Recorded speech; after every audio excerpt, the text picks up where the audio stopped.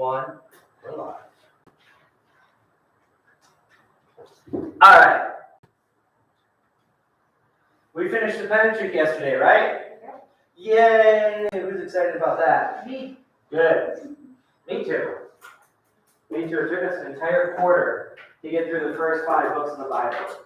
We'll be zipping through at a much faster pace going forward, which is good, right? I feel like we all kind of want that. That was really felt like we were dragging ourselves through the weeds sometimes and really taking our time through the first 5 books. We'll be moving much faster now. The historical books will kind of feel the same way though. We'll be looking through the history of Israel and how did we get from the Garden of Eden to where we are today. Essentially what we're trying to do. What's the 6th book of the Bible? What's our next book? Joshua. Yes. So that's what we're going to do today. We're going to just jump right into the next section, start taking good notes, and push on. Yes. Oh, what's the test look Okay, good question. So let's stop right here then and talk about the test a little bit. Remember test tomorrow? Test tomorrow. What's the test going to look like? Do you remember what the first test looked like? Kind of, it's been a long time, right? It was a while since we took that test. So there's a lot of fill in the blanks, a lot of simple questions. The questions look identical to the study guide, right? Questions and then blank space for an answer. Questions, blank space for an answer. There's no matching, there's no multiple choice. So you gotta actually know these things, right? You gotta know the answers to these. Study the study guide. It's gonna be your best option. As I said before, the 2 that I can guarantee will be on the test is name the 10 commandments in order. So make sure you have them in order.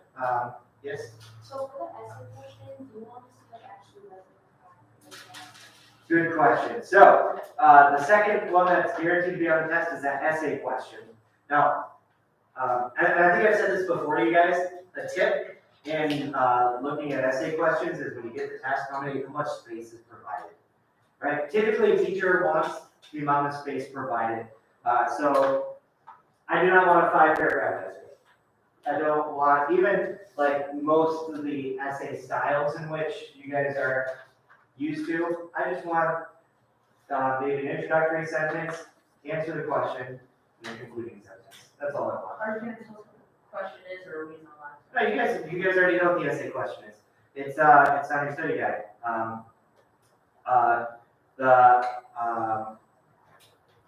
is the Passover related to the crucifixion of Jesus? The life, death, and resurrection of Jesus. That's the one. So that's the essay question. Guaranteed that one's going to be on the test, and the 10 commandments in order will be on the test. Those are 2 guarantees I'll give you. So both of those are on your study guide. Make sure you know them. And remember, for the essay question, on the back, the answer has a bullet point and then a piece in parentheses. Both of them are needed. And the more important part is the part in parentheses. I've given the answer to you in bullet point format. I do not want it in bullet point format thrown back to me. It's an essay question. I want it as an essay. Does that make sense? Will there be any multiple choice? Nope. Nope. And I did already say that. That's class. No multiple choice. No matching. We good on that? Know the study guide. That's really the best way to do it. Know the study guide pretty well. I will say also too, it's not the entire study guide. So I didn't do, the first time I just made the entire study guide the test. This time it's not. So there are a few questions that are not on the test, but it'll still be worth a good chunk of points. It'll be worth a good chunk of points. So you really want to do well in this. If your grade's hurting right now, this is a really good opportunity to bump that grade up. So spend some time tonight studying. So are we allowed to take tests in your class? I'm sorry, say that again? Are we allowed to take tests in your class? Unlikely. Oh, Unless there's a really good reason, unlikely. so like if we got back grade on the test, we're not allowed to retake it? No, I'm not obligated to give you guys retakes. Oh. Make sure you do it right the first time, right? Make sure you know what's required in this class. The reason I give you guys so much time is one, because I don't want to have to deal with retakes, I don't want to deal with missing homework. That's why I tell you guys every single day what's your homework, what's expected of you. There are no surprises in this class. The only thing that's required is effort in this class for you. Give it effort, right? there's a whole bunch of you that missed 5 points on that, feedback survey. Those were easy 5 points, and a bunch of you still didn't do it. So, I don't know what to tell you, right? If you have a planner, use your planner. If you forgot about it, use your planner. Get in the habit of using that planner every single day. Know when you go home, what do I gotta do? When you're in your study skills, what do I gotta do? What's the work I gotta get done today? It's not difficult stuff. So that's why I give you guys a week ahead of time, tell you every single day, try to remind you, hey, make sure you get done, no excuses. So I don't do a lot of makeup homework, I don't do retake tests, make sure you get it right the first time. We've had this study yet for a week now.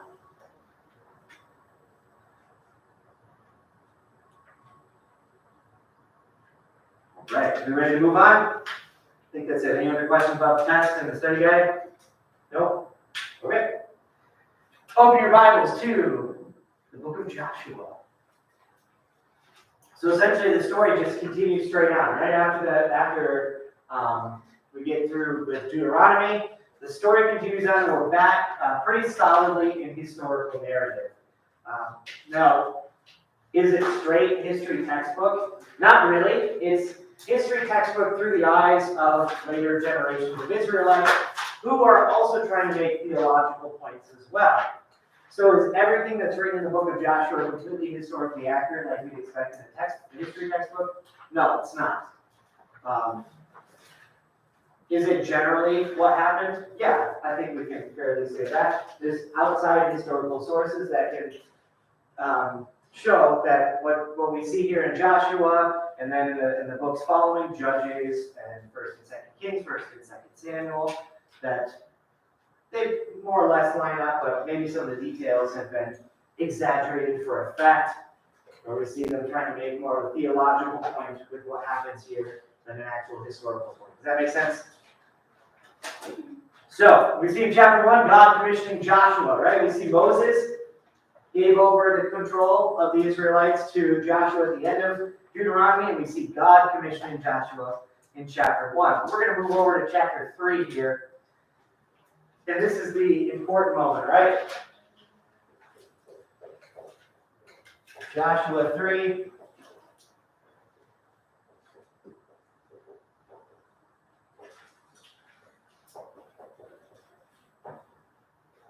Joshua 3, Israel crosses into the promised land.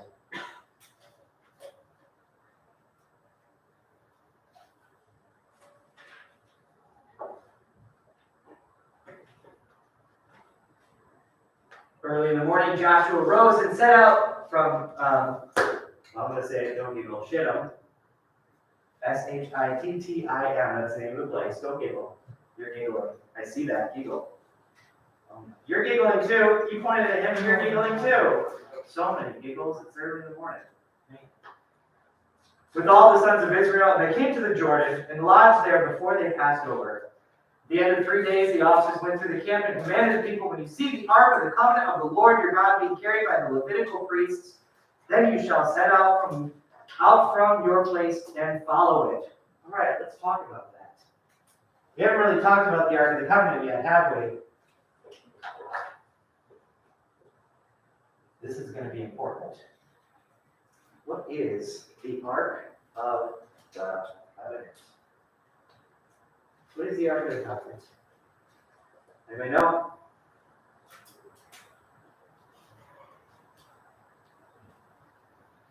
Everybody heard of it? Right. Isn't it like this big gold box? Yep. Type thing? There's a big old box, and it's very ornate.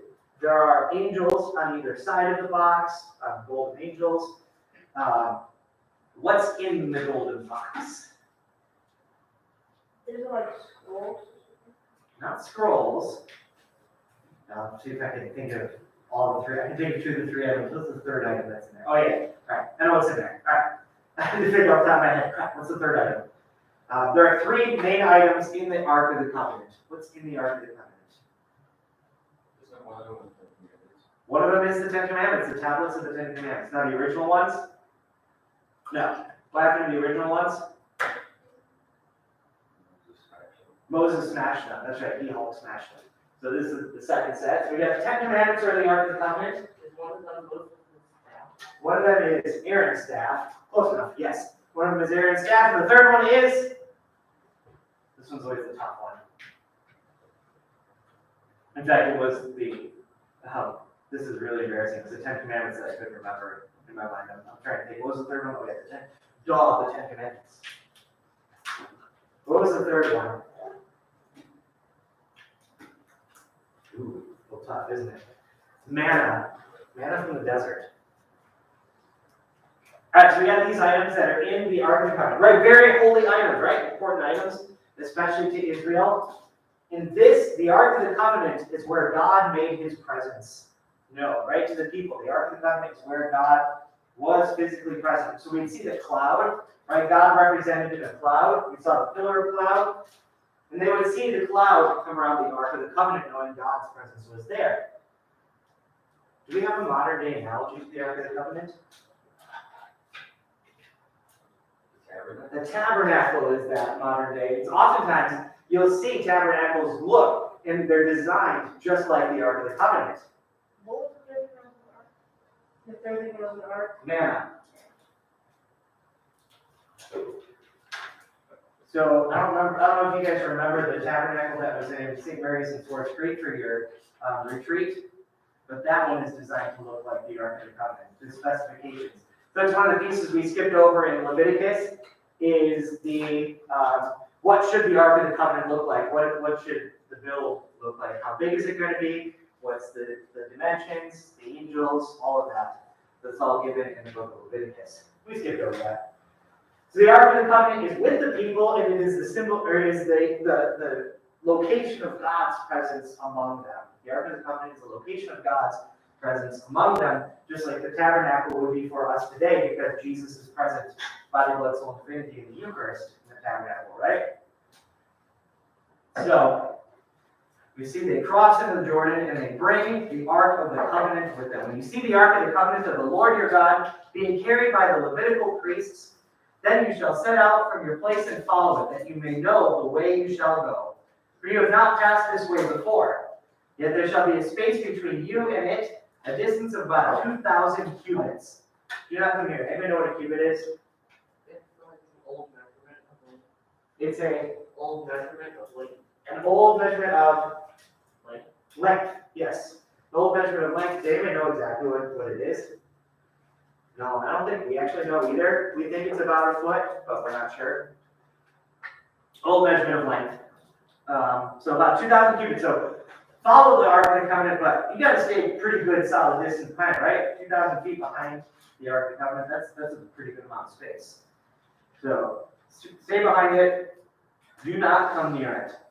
Joshua said to the people, sanctify yourselves, for tomorrow the Lord will do wonders among you. Take the Ark of the Covenant and pass on before the people. And they took the Ark of the Covenant and went before the people. So they finally crossed into the Promised Land. The long-awaited Promised Land. They've been waiting 40 years for this. No, they haven't. They've been waiting 500 years for this. It's been 500 years since they left this land initially with the story of Joseph. Joseph took place 500 years before this. They've been out of their own homeland for 500 years, but now they're coming back. And Joshua is going to lead the people there. But before they do that, we got to get to Joshua chapter 5. Yes? So like what years would this have been? So they would have left Egypt around 1400 BC. So we're still 1400 years ago. So Moses was like a while ago, like, or not, Moses would have been like a while before Jesus, not like. Yeah, Moses is 1400 years before Jesus, roughly.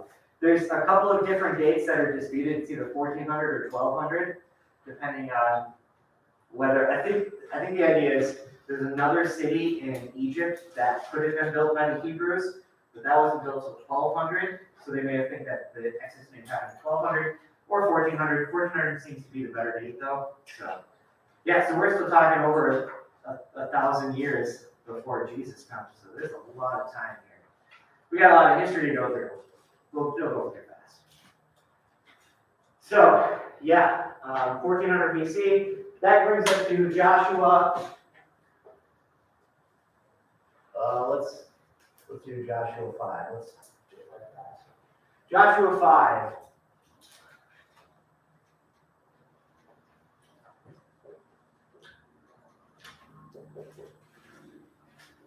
You see the renewal of the covenant. One of the things that happened because the Israelites were in slavery was they pretty much had lost all of everything God gave them before their time of slavery.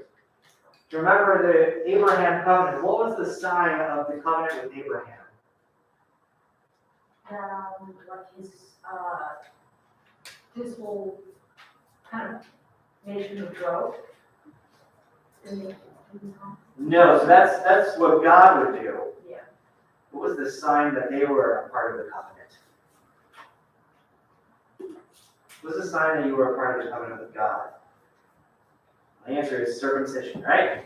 Circumcision was a sign from Abraham of being in the covenant. That's one of the things they lost over the 430 years in slavery. They haven't done that. So Joshua says, all right, it's time to renew the covenant and circumcise all males. Yikes. That'd be so much better if they did it, when they were children. Yep. We're going to move on. Whew. Chapter 6.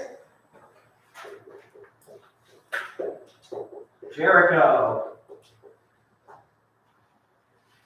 I've actually been to Jericho. Jericho's really cool. They claim that Jericho is the oldest continuously lived in city on the planet. They claim that Jericho is the oldest continuously lived in city on the planet. They say, and this is what they say, I don't know if this is true or not, they say that people have lived in that city for 10,000 years. I know, that's really cool. So they come to Jericho. Now Jericho was shut up from within and from without because of the sons of Israel. None went out, none came in. So they're doing what's called a siege, right? You know what happens in a siege? What happens in a siege? An attacking army does a siege on a city, what happens? The defenders try and hold the city, launch out their castle until the attackers try to break the defense. Not quite. Not quite. When you do a siege, you're in like a long-term war of attrition. So what the attackers do is they basically make a blockade around the city. Nothing comes in, nothing goes out. Eventually the people in the city are going to starve, right? There's no food, they can't grow food, they can't bring in any supplies. And so you're just waiting out the people inside the city until they give up. Yep. The Lord said to Joshua, see, I have given into your hand Jericho, with its king and mighty men of valor. You shall march around the city, all the men of war, going around the city once. Thus you shall do for 6 days. And 7 priests shall bear 7 trumpets of ram's horns before the ark. And on the 7th day you shall march around the city 7 times, with the priests blowing the trumpets. And when they make a long blast with the ram's horn, as soon as you hear the sound of the trumpet, then all the people shall shout with a great shout, and the wall of the city will fall down flat. And the people shall go up, every man straight before him. Why is it important that the wall falls down? For Jericho, why is it important that the wall falls down?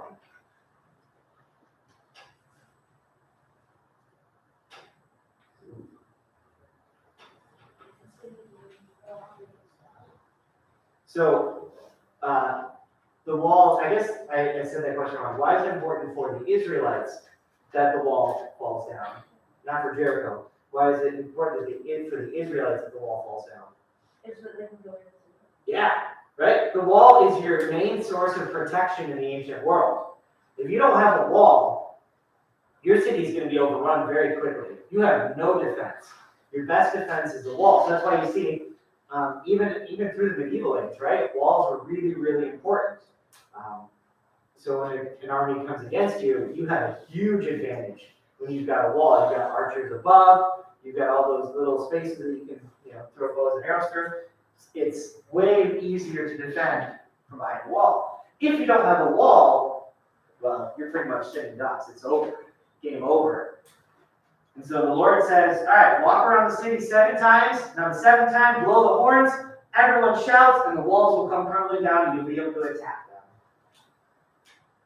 That sounds almost liturgical, doesn't it? Around the city 7 times, have the priests blow their horns. And this is exactly what happens. So Jericho is the first city to be taken in Canaan. It's the very first one. It's the beginning of their march through the land of Canaan. We see in the map, kind of in that corner there, they're coming up from the south and moving all the way up through Israel. The people of Israel, so it was to be dedicated to the Lord too. This is an important piece, that Jericho was to be dedicated to the Lord. So first city taken.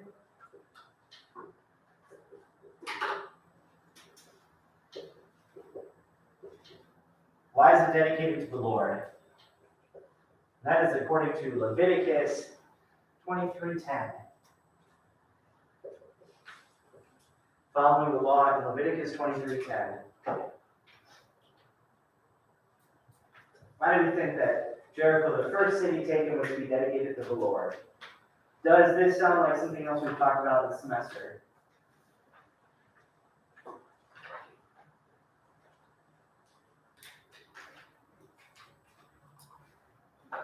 What if I were to say the connection would be to Cain and Abel? Think about the story of Cain and Abel.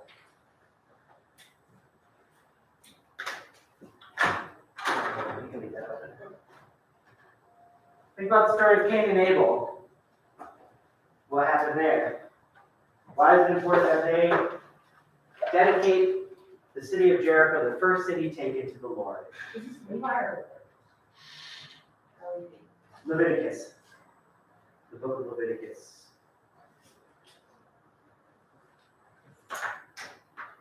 Alright, so let's remember the story of Cain and Abel, right? Cain and Abel bring offerings to the Lord, right? God rejects the offering of Cain and he accepts the offering of Abel. Why?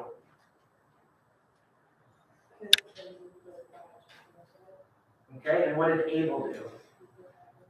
Not only effort, but he gave God the best, right? He gave the first fruits, is what it's called, the first fruits. He gave the best to God. So why is it important then that Jericho, the first city taken, be given and dedicated to the Lord for this exact same thing? You give the first and the best to God. Give your first fruits to God. So Jericho becomes a city dedicated to the Lord. They were to take no plunder, and they were to leave no survivors. Oh, that's interesting. Why is that? So, the actions of Israel here during this time must be understood in the context of salvation history. Must be understood in the context of salvation history. God revealed himself in his will to his people, not all at once, right, but incrementally. Right, so again, I'll say this again, and I've said this many, many times, we can't judge the people back then to our moral standards now, right? Can't judge people then according to our moral standards now. Now we would see that as like genocide, right? That's bad, really bad. But he brings them along gradually, not only in terms of their knowledge of him, but in terms of the understanding of the moral law. Yep. The church teaching in the name of Christ obviously forbids genocide, killing of non-combatants, mistreatment of wounded soldiers, prisoners of war, all of that, right? The church is totally against all of that nowadays. Jericho falls not from military tactics, but through an act of God with an obedient people. So the procession around that city, right, it has that liturgical quality to it. We see that. And so what we see here is their obedience to God, even in the face of something that today would seem kind of ridiculous, right? So remember that when we talk about God doing these things and that God is asking these things of these people, God brings his people incrementally into the moral law. And in fact, we'll see why God actually asks of that later, because when they don't do this, it becomes a huge problem for them later. It's a huge problem for Israel later when they don't do this. Does that make any sense? We good here? Good. We don't have to particularly like it. In fact, it's kind of good if we recoil at the idea that they were to leave any survivors, right? But it doesn't change that happened. And then there's also the idea too that, you know, that may not have happened as often as it actually did in real life.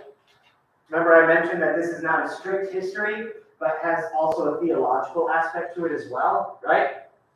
And so what we call putting people under the ban, wiping them all out entirely, leaving no survivors, that has a theological aspect as well, where we're to remain theologically pure in that sense. We're not allowed to entertain or indulge any idolatry. That's the idea. Okay. How much time we got left? 10 minutes? No, 15 minutes. That brings us to Joshua 10. Joshua 10. To the southern campaign we go. So a lot of Joshua reads like a military textbook as well, showing what happens. And chapter 9 finds Israel. Now here's the problem with not putting people under the ban, not with leaving survivors for them. Finds Israel in a covenant relationship with the Canaanite people and city.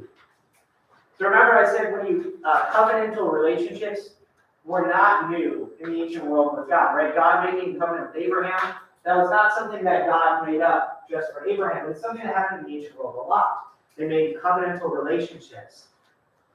And so the people of Israel they make a covenant relationship with a Canaanite city. This defection of an important Canaanite city, it causes alarm among other city leaders. A coalition is formed against Israel because of this. So that's not good. Israel also made a huge mistake of not consulting the Lord before making this covenant. Is that a bad thing? Yeah, it's a bad thing, right? They're trying to do it themselves. They're trying to say, all right, God, we don't actually need your advice on this. We got this from here. That ain't good, is it? So we see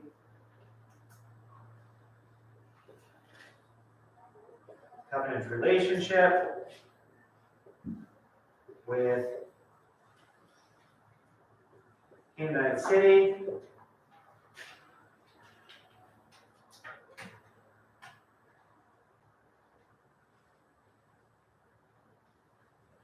However,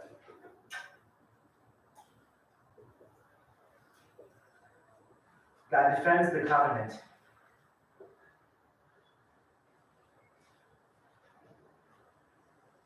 And basically God says, well, I didn't ask you to do this, so now you gotta live with the consequences.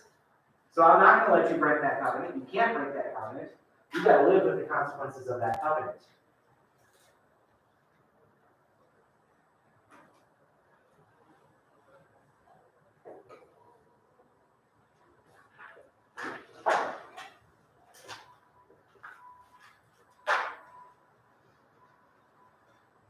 So there's another cool detail that's mentioned as well. So Joshua, in battle, right? You're in battle, and the day is waning, right?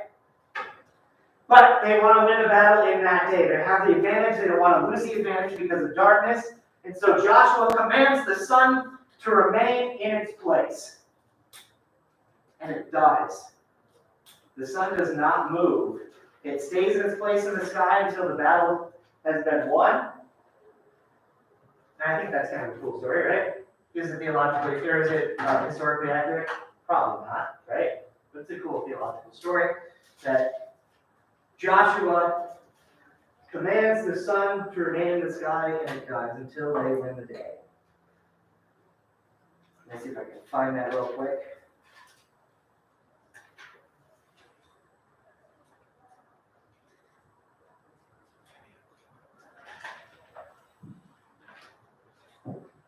Alright, so we are in chapter 10, verse 7. So Joshua went up from Gilgal, he and all the people of war with him, and all the mighty men of valor. The Lord said to Joshua, do not fear them, for I have given them into your hands. There shall not be a man of them to stand before you. So Joshua came upon them suddenly, having marched all night from Gilgal. And the Lord threw them into a panic before Israel, who slew them with a great slaughter at Gibeon, and chased them by way of the ascent at Beth-horon, and struck them as far as Azekah and Makkedah. Obviously, this reads like a military textbook, right? Because we see all these places, which none of us have any clue where they're at. I'm sure historians do. I don't know where any of these places are. And as they fled before Israel, they were going down to the ascent of Beth-horon, and the Lord threw down great stones from heaven as far as Azekah, and they died. And there were more who died because of the hailstones than the men of Israel killed with the sword. Then spoke Joshua to the Lord in the day when the Lord gave the Amorites over to the men of Israel, and he said in the sight of Israel's sun, stand still at Gibeon, and you moon in the valley of Aijalon. And the sun stood still, and the moon stayed until the nation took vengeance on their enemies. They commanded the sun to stay still, the moon to stay still, and they do.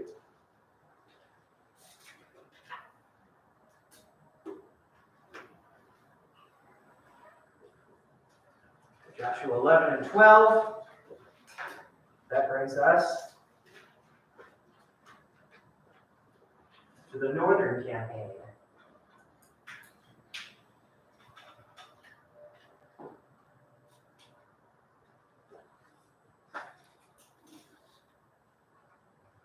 So Joshua, of course, with God's help, led Israel to victory over the northern kingdoms, completing their struggle to secure the promised land.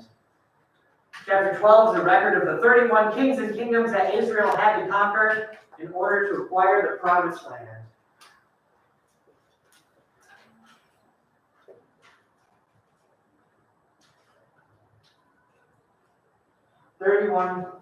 Kingdoms conquered. Is that a small amount?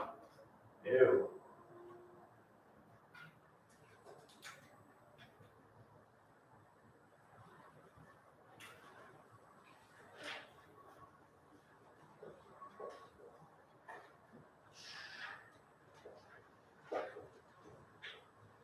I should probably end this reading assignment too. I need to make a new one, don't I?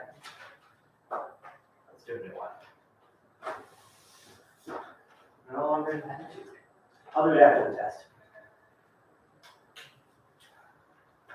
All right, let's see. So Joshua 13 to 21.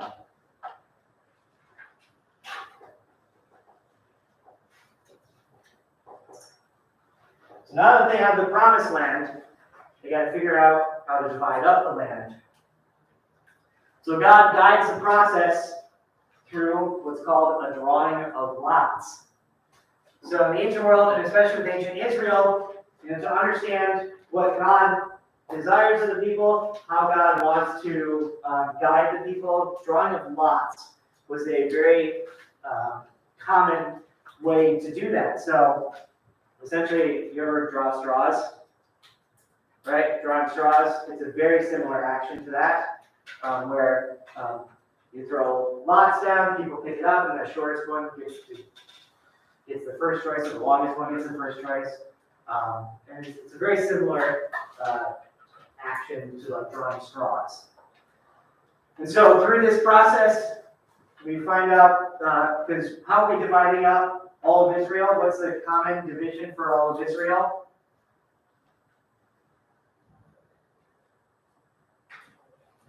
Is Israel a kingdom yet? No. So what is Israel? Just one large mass of people? Would there be an empire? Nope. They're not an empire. They're not a kingdom yet. We'll get there, right? That purple section is where the kingdom begins. We're not there yet. So how are the people divided?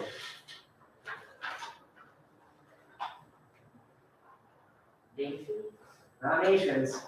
They're one nation divided up into Tribes. tribes. How many of them are there? 12. 12 tribes. And they're named after Oh, 12 sons of the Jacob. Jacob. 12 sons of Jacob, right? Good. Very good. 12 sons of Jacob, right? So remember, that was one of your homework questions, was name the 12 sons of Jacob. It's Right? brothers. It's all the brothers. That's right. But it said brothers. Joseph. So I You are sons of Jacob, not Joseph. so it's the sons of Jacob. The question I wrote was, who are the 11 brothers of Joseph? So that's the question I wrote. So all the same group of guys, right? So that's what, so Reuben is a tribe, right? Gad, Asher, Dan, Benjamin, Levi. Those are all of the 12 tribes of Israel. So they're divided into 12 tribes, and so this tribe goes here. This tribe gets this land, and this tribe gets this land. So that's where we find these next few chapters. How do they divide up the land? Now, one group did not get any land. Which tribe did not get any land? It's a tribe that's been set apart already. God set this tribe apart. Which tribe did he set apart? Therefore, did not get any land here. Levi, yes. They were to be priests of God in the service of the other tribes. They were to live amongst the other tribes as well. The members were to live in all the tribal regions, and they were to be provided for from a tithe from the other tribes.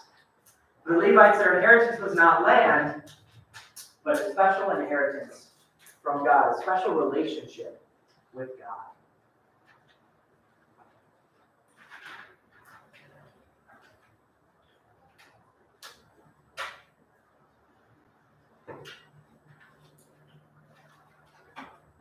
Right. See that all the way through.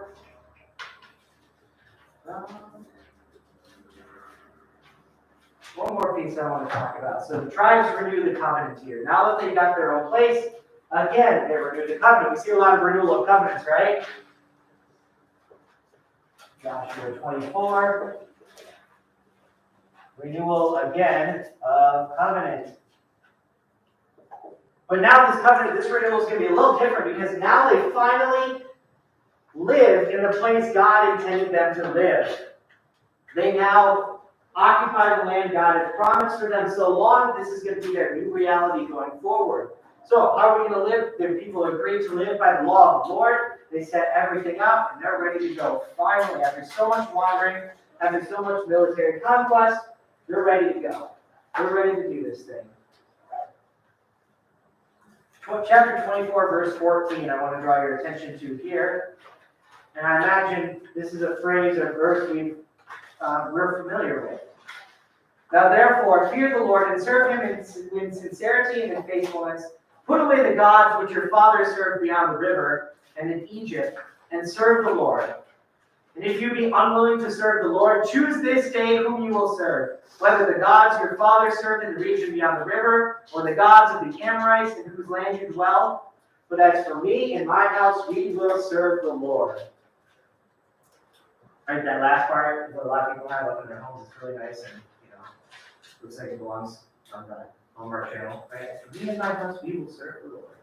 But it's a very powerful phrase, right? This matters. As for me and my house, we will serve this Lord. Choose this day whom you will serve. Remember, it's a choice, right? Who we serve is a choice every single day. Love is a choice every single day. So choose this day whom you will serve.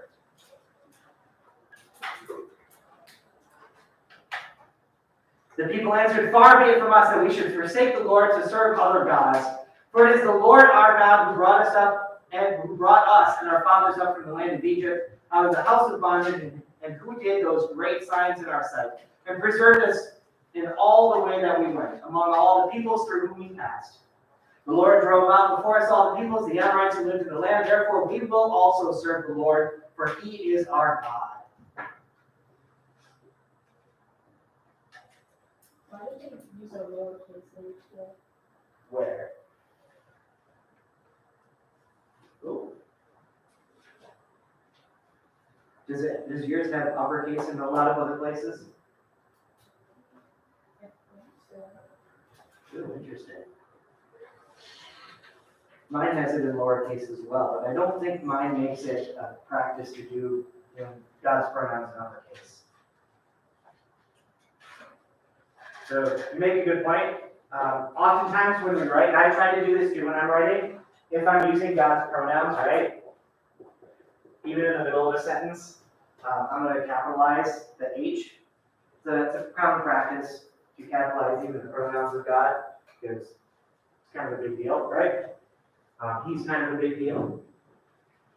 So that's what you're mentioning here. Here's the lowercase. I don't think mine does capitalize those pronouns, but sometimes you'll see that, and that's why. How do you know God is a he? Because God revealed himself to us that way. Right? Jesus reveals God the Father that way, right? God is our Father. So that's, but is God male? No, right? He's not male or female. He doesn't have a body. That's how God wishes us to call him. That's how he desires to be. That's how he revealed himself to us as the Father. So that's why we do it, because Jesus revealed him that way. Did I say we were done? No. You look done. You look like super done. You need some coffee. That may change one day for you. Promise. Not to make you a coffee devotee like I am. I'm not addicted to coffee, I'm devoted. It's a devotion. Not an addiction, I promise. No, definitely not. If you ask like some. No, I don't believe you. No, I'm definitely not addicted to coffee. Definitely not. It's a devotion. Alright, we're done with Joshua. We're moving on to Judges next. Judges is one of my favorite books of this section here, this major section we're coming to. Judges is great. There's a lot of great stories in Judges. If I had you in class last year, you heard my favorite story of the entire Old Testament. The greatest story never told. You've never heard the story before, I guarantee it, but it's fantastic. Hey, do you remember the story? Do you remember the story? The greatest story never told? I know, it's fantastic. It's a great story. So, alright, no bells. Take care. See you next. See you tomorrow. Test tomorrow. Great test tomorrow.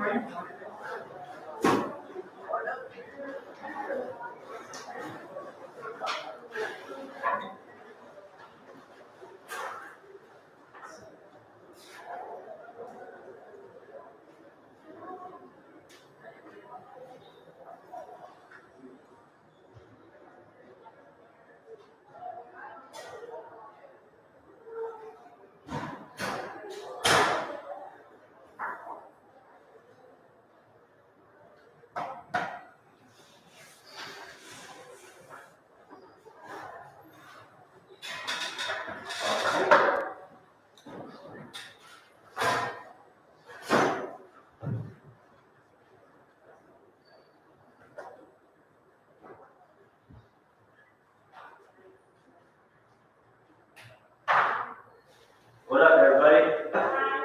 It's over here. It is. Windows are open. We shut off the stream again? Yep.